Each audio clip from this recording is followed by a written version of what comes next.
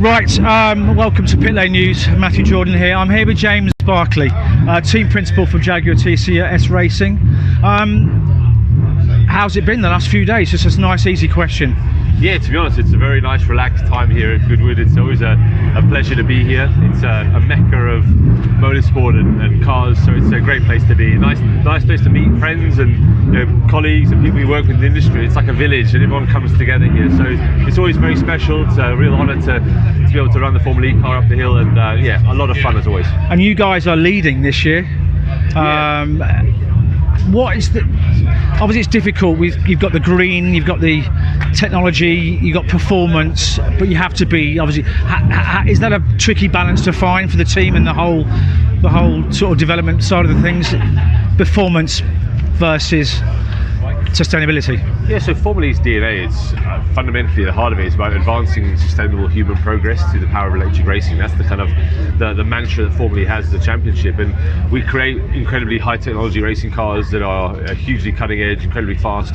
At the heart is a really efficient powertrain though, and I'll give you an example. Yes, we're racing up to 180 miles an hour, but in a 45-minute race we use the equivalent of less than 5 litres of fuel to do a 45-minute race up to 180 miles an hour. So simply by producing cutting edge racing cars that are hugely efficient, we're showcasing what's possible from a sustainability point of view. The further you can travel on less energy, the more sustainable you are. But the Formula E car is also the world's first ever net zero carbon racing car, and we do that through second life use of batteries, recycled carbon fibre and the chassis. The tyres are recycled. So a lot of what we do is about that, and as a team we also focus on absolute performance. We're here to win championships, but working with our partners we find more sustainable solutions. So another great example is with Castrol. We're the first team in Formula E to actually re-refine the oils we use and reuse the oils. So to be honest, yeah, we're here as a racing team to win races, win championships, but also to do the pioneer the sustainability angle. Well, funny you mentioned Castrol, because I was with them last year here.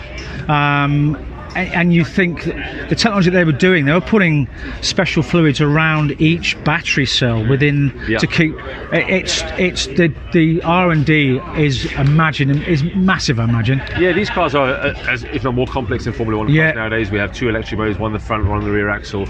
We have brake by wire, so it's not a mechanical brake. Most of our braking is done through electric motors. We have no brakes on the back of the car, on the rear axle.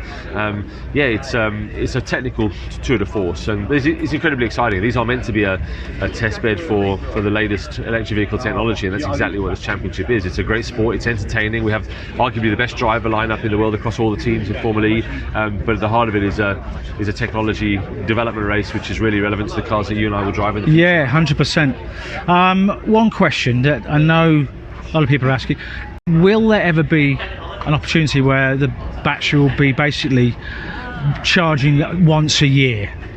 In regards to, as opposed to, there'll be the battery life will last or be recharging itself as it. I know it's impossible. Yeah, well, actually, it's not actually impossible, and we do it right now. So currently, the Formula E car, we actually start a race with 60% of the energy we need to finish a race.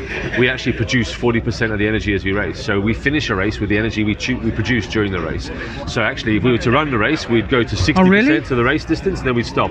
But we're actually generating energy. So it's a bit like a Formula One car producing its own fuel as it drives. Yes. And that's what we're doing right now in Formula E. We produce 40% of the energy we need for a race. Well, that's good to hear. Just by braking and decelerating. So that's good to hear. Like I said, these are incredible tour de forces of technology. We produce over 1,000 components into the car: electric motor, inverter, gearbox, software, just to name a few things, suspension. But yeah, they're why? incredible. What do you think the reason you're doing it better than everybody else? Is it the drivers or is it the whole team? To be honest, like everything in motorsport, it's not one silver bullet, right? Exactly. You can have the best drivers, but if the car's not good enough, you're not going to win races and championships. If you have the best car but you don't have the right drivers, you're not winning championships. If you have the best car, the best drivers, but the team operations are terrible, you don't win championships. So it's everything, to be honest. It is. It's like all sports, it's about doing everything to the best of your ability, increasing the level on all the operations, and commercially is exactly the same. How we lift a team commercially, the partners we bring in, how we communicate, it all makes part of what makes a successful team. So yeah, it's part of why we love it. It's part of the challenge of it and part of the joy. Brilliant. Well, thanks for your time, James, and we'll see you, hopefully next weekend in London, isn't it? Yeah, look forward to it. Brilliant. Thanks so much.